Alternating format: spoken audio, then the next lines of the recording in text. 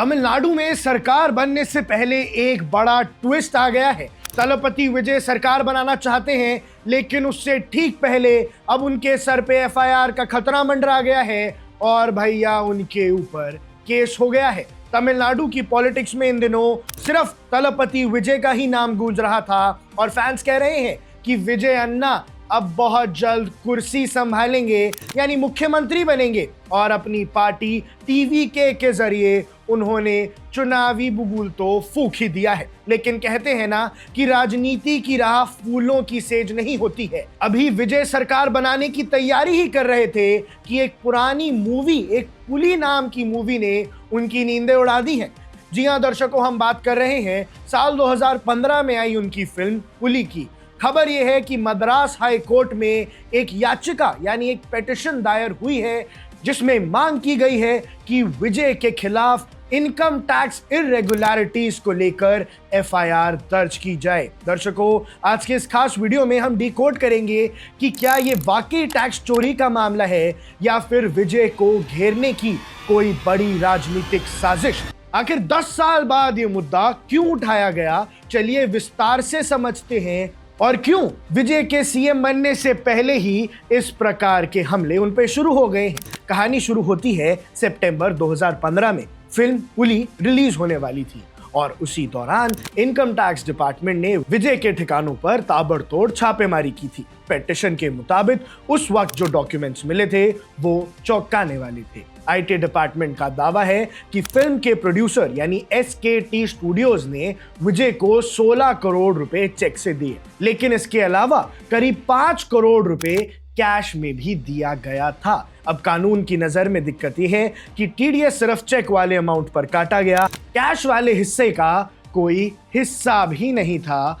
और याचिका में यह भी कहा गया है कि पूछताछ के दौरान विजय ने खुद एडमिट किया, खुद स्वीकार किया था कि उन्होंने करीब 5 करोड़ रुपए कैश लिए हैं। उन्होंने ये भी माना कि वो इस पर इनकम टैक्स चुकाने को तैयार हैं। अपनी इमेज बचाने के लिए उन्होंने उस वक्त 15 करोड़ रुपए की एडिशनल इनकम खुद डिक्लेयर कर दी थी। लेकिन कहानी यहाँ खत्म नहीं हुई थी दर्शकों।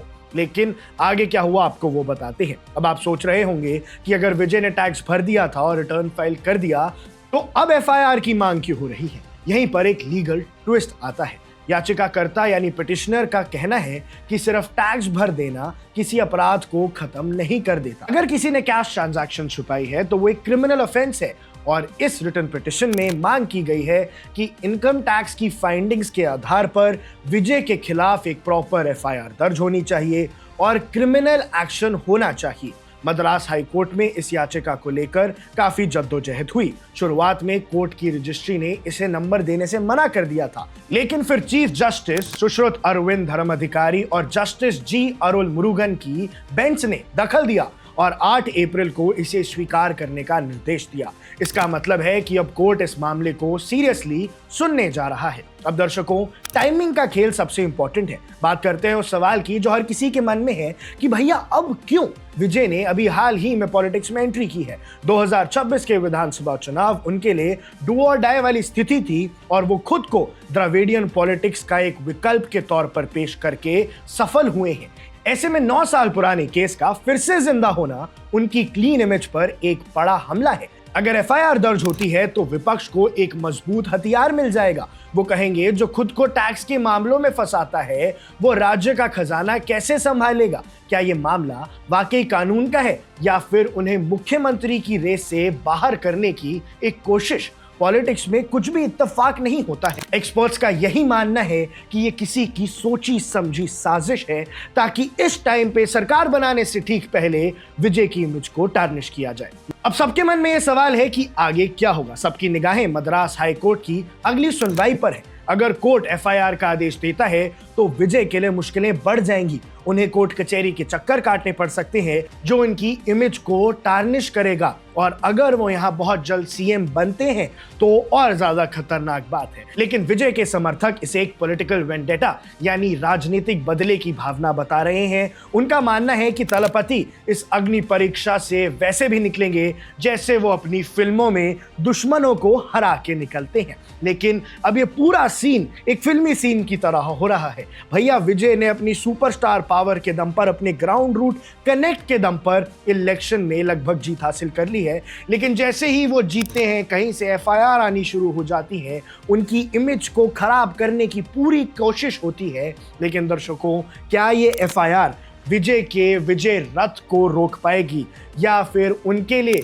ये जनता की सहानुभूति बटोरने का काम करेगी, जहां सबको समझ आ जाएगा कि भैया हमारे नए लीडर को सारा ऑपोजिशन नीचे खींचना चाहता है, लेकिन हमारा सुपरस्टार डरने वाला नहीं है, ना ही झुकने वाला है। जो भी आपकी राय है हमें कमेंट सेक्शन में जरूर बताएं और इस केस की हर छोटी बड़ी अपडेट के लिए हमारे साथ बने रहिए। आप देख रहे हैं वन इंडिया, मैं हूं आकर्ष Kaushik.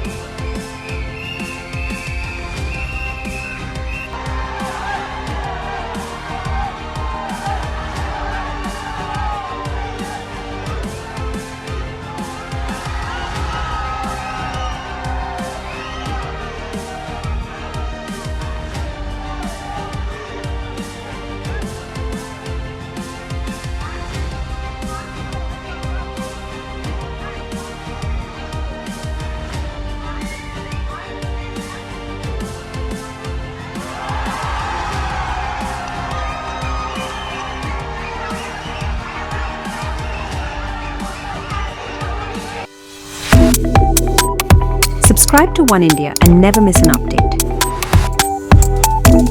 Download the One India app now.